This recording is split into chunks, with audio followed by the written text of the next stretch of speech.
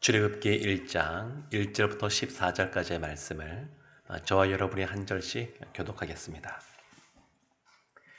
야곱과 함께 각각 자기 가족을 데리고 애굽에 이른 이스라엘 아들들의 이름은 이러하니 르우벤과 시므온과 레위와 유다와 이사갈과 스불론과 베냐민과 단과 납달리와 갓과 아셀이요 야곱의 허리에서 나온 사람이 모두 70이요 요셉은 애굽에 있었더라.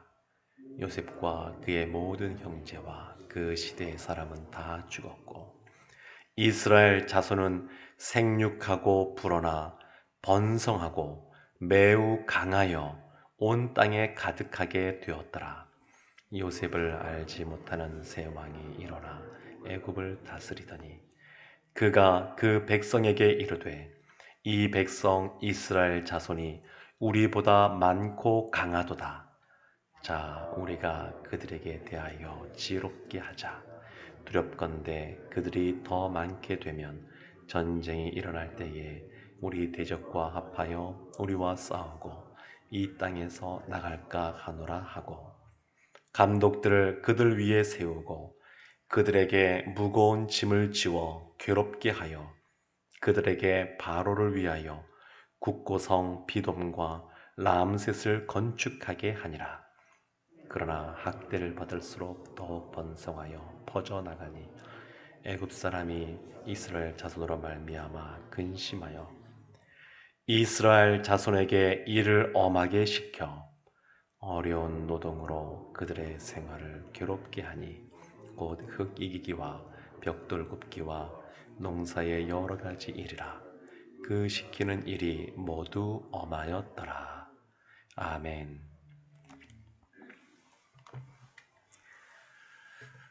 오늘부터 출애굽기 말씀이 시작이 됩니다. 출애굽기 이것은 이 말 자체가 중국어 성경에서 온 겁니다. 중국어 성경을 번역할 때 나갈 출자를 쓰고 이집트를 애굽이라고 하고 그래서 애굽에서 나온 그러한 기록, 이야기 그것이 출애굽기입니다. 원래 이 성경이 그 전에 헬라어로도 히브리어에서 헬라어로 번역된 것이 있었는데 그것을 70인경이라고 합니다. 거기 보면 이 출애굽기에 대한 그 제목으로 엑소도스라고 하는 그러한 단어를 썼습니다. 엑스라고 하는 것은 나가다, 출발하다 그런 뜻이고 오도스라고 하는 그러한 단어의 뜻은 길 그런 뜻입니다. 그러니까 길을 나가다, 길을 출발하다 그런 의미가 이 제목에 담겨 있습니다. 그래서 우리가 아는 것처럼 어디에서 출발하였느냐? 애굽, 이집트에서 출발하였고 어디에서 출발하였다라고 하는 것은 어디로 가는 목적지가 있다라고 하는 것도 의미합니다. 그래서 이 출애굽기는 애굽에서 출발하여 하나님이 약속하신 약속의 땅, 우리가 흔히 가나안이라고 부르는데 그 하나님이 약속하신 그 가나안 땅으로 가는 것을 목적지로 삼고 애굽에서 나오는 그러한 내용이 기록되어져 있습니다. 그런데 출애굽기를 보게 되면 사실 그 중간 이후로 보면 그 안에 어떤 것이 가득 차 있냐면 광야에서 그들이 하나님의 말씀을 듣고 또 하나님의 백성으로 탈바꿈되는 변화하는 그러한 내용으로 가득 차 있습니다. 그래서 하나님이 약속하신 땅, 그 가나안 땅이 목적지이지만 동시에 애굽에서 나아가서 중간 목적지로 광야가 그곳이다라고 볼 수도 있습니다. 하나님께서 광야의 생활을 통하여 그곳에서 이스라엘을 하나님의 백성으로 단련시키는 그러한 내용들이 들어가 있습니다. 히브리어 성경은 이 출애굽기에 대한 제목이 조금 다릅니다.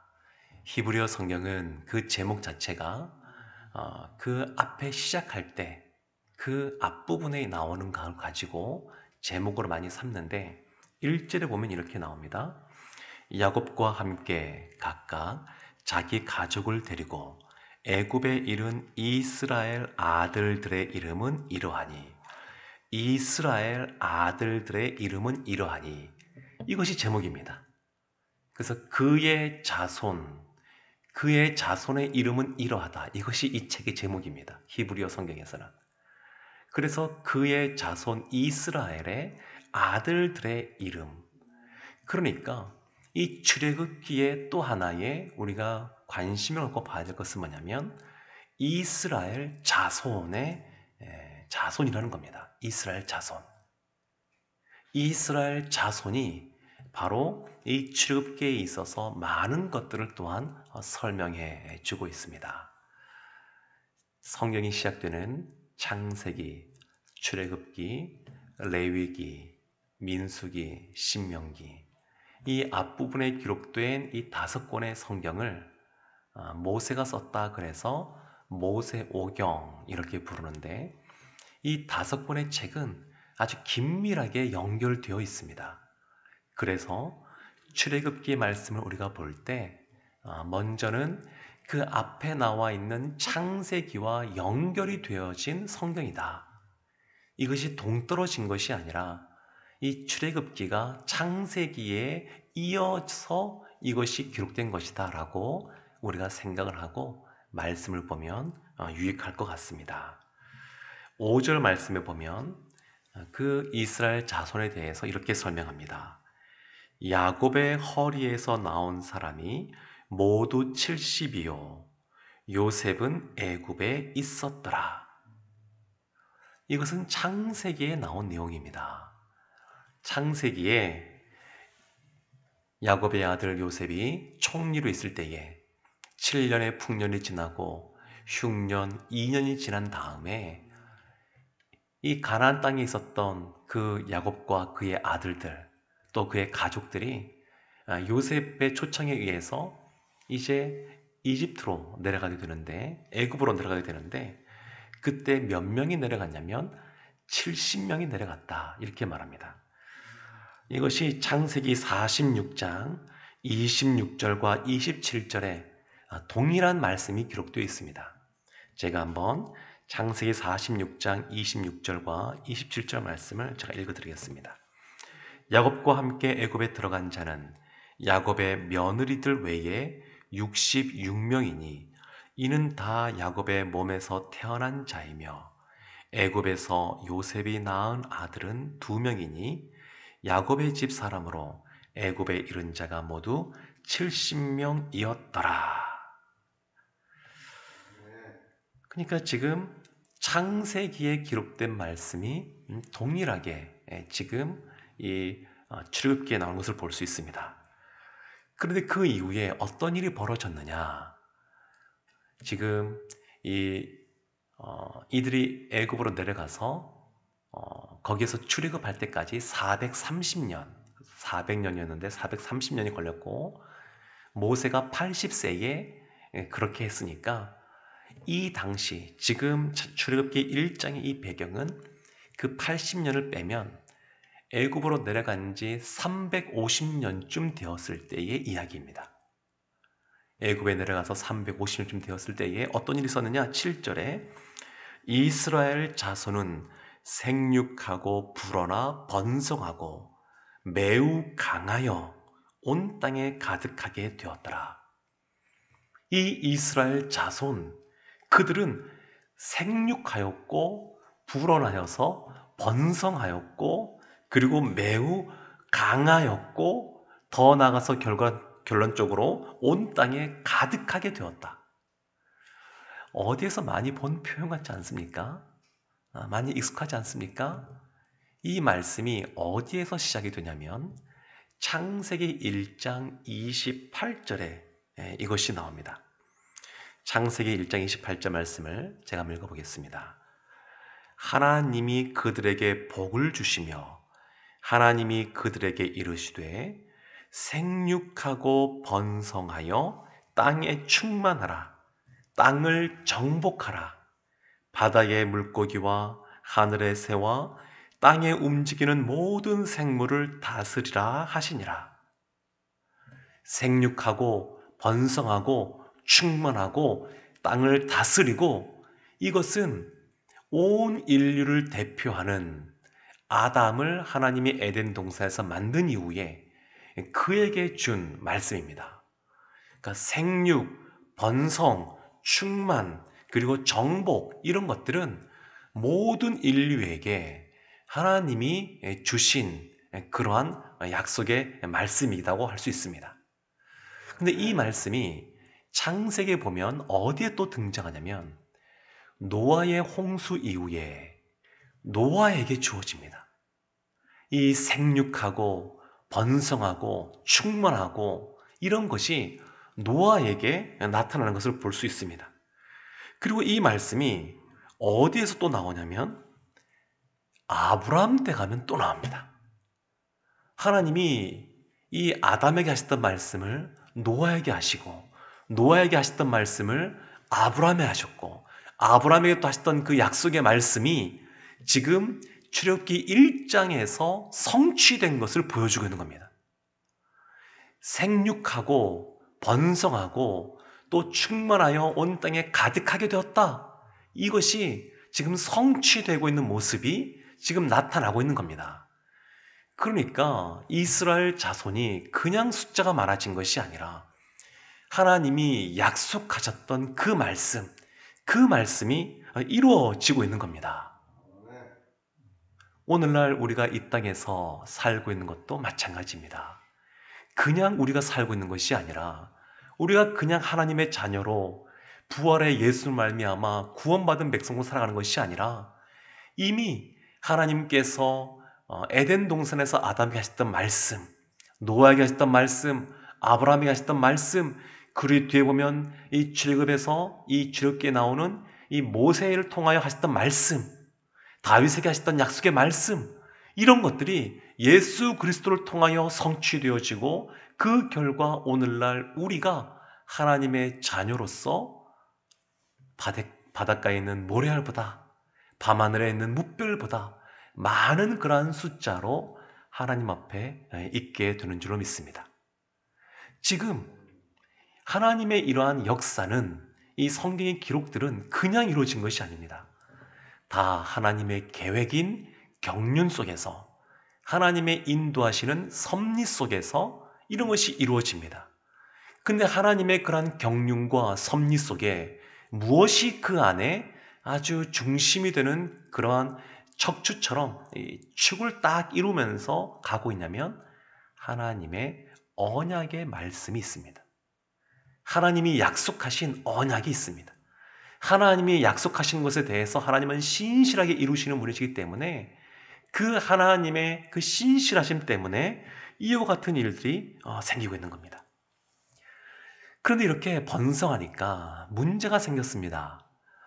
출애굽기 1장 8절에 이렇게 나옵니다. 요셉을 알지 못하는 새 왕이 일어나 애굽을 다스리다니. 요셉은 수백 년 전 사람이어서 지금 이 왕이 알지 못한다, 이런 의미가 아니라 새 왕이 일어났다라고 하는 것은 새로운 왕조가 일어났다라는 겁니다. 이집트가 그 나일강이 위에서부터 쭉 이렇게 흘러서 지중해까지 이렇게 흘러내려오게 됩니다. 그래서 이 나일강이 있는 그 상류 지역, 거기를 상이집트라고 그러고, 나일강의 그 하류 지역, 그래서 나일강 삼각주가 있는 그 지역을 하이집트, 보통 그렇게 말하는데 원래 여기가 사람들이 좀 다른 사람들입니다. 그래서 어떤 때는 이 위쪽 지방에 있는 사람들이 아랫지역까지 다 그 땅을 다스리는 그러한 왕조가 들어서기도 하고, 또 시간이 지나면 아래쪽에 있는 사람들이 일어나서 위쪽 지방까지 다 다스리는 그러한 왕조가 일어서기도 하고, 그러니까 다른 왕조가 이렇게 들어서는 겁니다. 그러니까 요셉을 알지 못하는 겁니다. 다른 왕조가 들어섰습니다. 요셉이 애굽으로 내려갔을 때, 그때 역사적으로 보면 이집트의 역사 속에서 12왕조라고 하는 그런 때이고, 그리고 그 이후에 두 번의 왕조가 바뀌었습니다. 힉소스 왕조라고 하는 그러한 그 왕조가 들어섰다가, 지금 여기에서 등장하는 출애굽할 때의 그 왕조는 18왕조라고 그러는데, 제국으로 발돋움하는 굉장히 이집트 역사 속에서 강대한 그러한 왕조입니다. 그런 왕조가 들어섰습니다.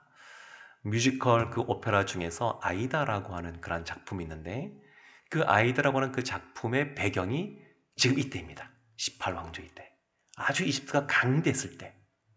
그러니까 이집트가 굉장히 강대하고 제국으로서 힘이 있고, 이럴 때 하나님이 이스라엘을 건져내신 겁니다. 그래서 이렇게 이들이 알지 못하는 왕이 들어섰는데, 9절에 보면 그들이 이렇게 말합니다. 그가 그 백성에게 이르되 이 백성 이스라엘 자손이 우리보다 많고 강하도다.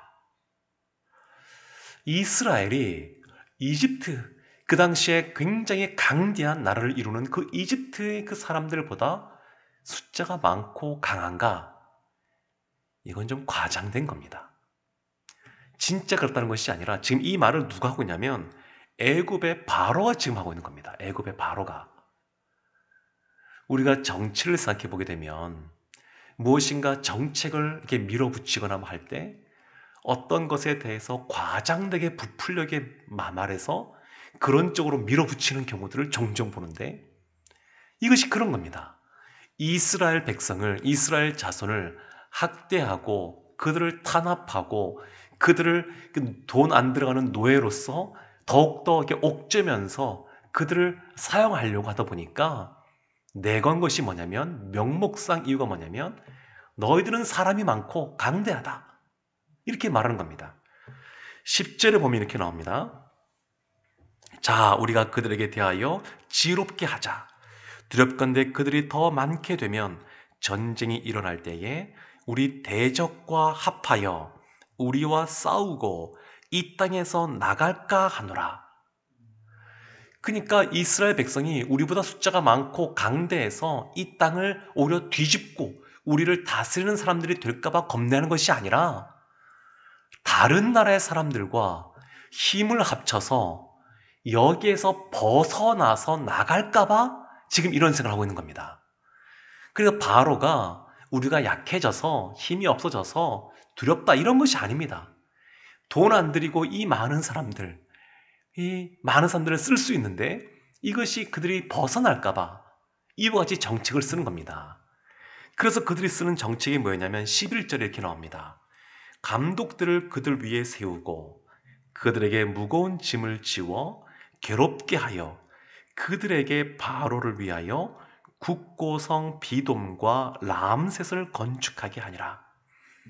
그들에게 성을 건축하게 하는 겁니다. 이 비돔과 람셋은 어디에 있냐면, 이 지중해 바로 옆에 보면 이스라엘 땅이, 가나안 땅이 있고, 그리고 그 동북쪽에 그 바벨론이나 또 그 아수르 같은 메소포타미아 지역이 있습니다. 그리고 그 지중해를 따라서 쭉 내려오게 되면 거기에 나일강이 있고 거기 이집트가 있게 되는데, 그 가나안 땅에서 이집트로 들어오는 그 길목, 거기에 경계선에 있는 지역이 이 비돔이고 람셋입니다. 그러니까 나라를 지키는 그러한 군사 도시를 만드는 겁니다. 이 성을 쌓고 하는데 굉장히 많은 인력들이 동원됐던 것 같습니다. 이 당시에 벽돌로 이렇게 많이 쌓았는데, 그 벽돌로 쌓을 때 그것이 굉장히 효과적이라고 그럽니다. 그래서 1규빗이면 여기에서 여기까지인데 1규빗, 2규빗 되는 정도로 이 벽돌을 다 이렇게 만들어서 쌓으면 시간이 지날수록 단단해진다 그럽니다. 그 벽돌이. 그런데 그런 일들을 맡기는 겁니다. 학대하는 겁니다. 근데 놀라운 것은 뭐냐면, 이와 같이 그들을 동원하고 핍박하고 학대하면 사람들이 몸이 쇠약해지고 병에도 걸리고 자녀를 낳을 때도 여러 가지 산모가 위험해진다든지 아이가 위험해진다든지, 오늘날과 다르게 예전에는 아이가 태어나도 많이 죽지 않았습니까? 그랬는데 그렇지 않고 더욱더 강대해지는 겁니다. 12절에 이렇게 말합니다.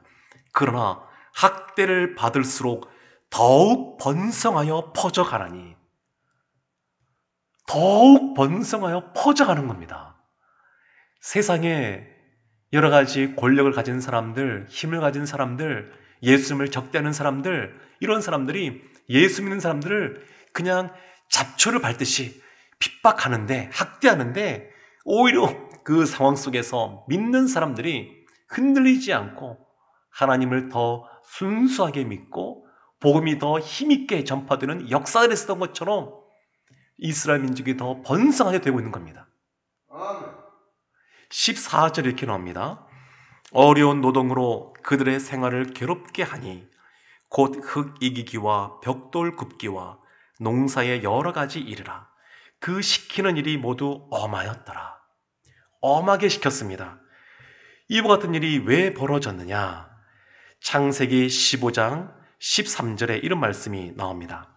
하나님이 아브라함에게 하신 말씀입니다. 여호와께서 아브라함에게 이르시되 너는 반드시 알라. 내 자손이 이방에서 객이 되어 그들을 섬기겠고 그들은 400년 동안 내 자손을 괴롭히리니. 이스라엘 자손이 번성케 되지만 그러한 학대 속에서, 엄한 그런 일 속에서 그들이 힘들 수 있습니다. 그래서 뒤에 보면 그들이 하나님께 기도합니다. 부르짖습니다. 그런데 이것조차 하나님의 계획 속에 있었습니다. 사랑하는 성도 여러분, 우리가 이 생을 살아가는 이러한 삶은 유한한 그리고 제한된 그러한 시각과 사고를 갖고 있는 우리의 입장에서는 다 이해하지 못할 일들이 벌어지기도 합니다. 그러나 온 우주 만물을 창조하시고 하나님의 백성에게 은혜를 베풀고자 작정하신 하나님의 그러한 인도하심 속에서는 다 그런 것들이 우리를 더 단련시키시고 또 우리를 더 아름답게 만들고 이스라엘의 광야 세월 동안 더 하나님의 사람들로, 백성들로 그들이 단련되어져서 요단강을 건너가고 여리고를 정복하고 하는 그러한 강한 군사가 되었던 것처럼 하나님이 우리를 향하여서도 하나님의 경륜과 섭리 속에 하나님의 약속의 말씀을 붙잡고 나가는 우리에게 은혜를 베풀어 주셔서 우리의 삶 가운데 늘 동행하시고 결과론적으로 결국 아름답게 만들어 가실 줄로 믿습니다. 이스라엘 자손이 번성했던 것처럼 하나님의 백성도 번성하게 될 것이고 그 안에 있는 우리도 하나님 은혜 가운데 번성의 은혜를 누릴 줄로 믿습니다. 이와 같은 말씀 붙잡고 담대하게 오늘 한 날 살아가시는 성도들 되시기를 주님의 이름으로 축원합니다. 기도하겠습니다. 하나님, 이스라엘 자손이 번성했던 것처럼 우리를 향하여 약속해 주신 하나님의 말씀을 우리의 삶 속에 신실하게 이루어 주시사 우리에게도 번성과 충만의 은혜를 주실 줄로 믿습니다. 예수님의 이름으로 기도합니다. 아멘.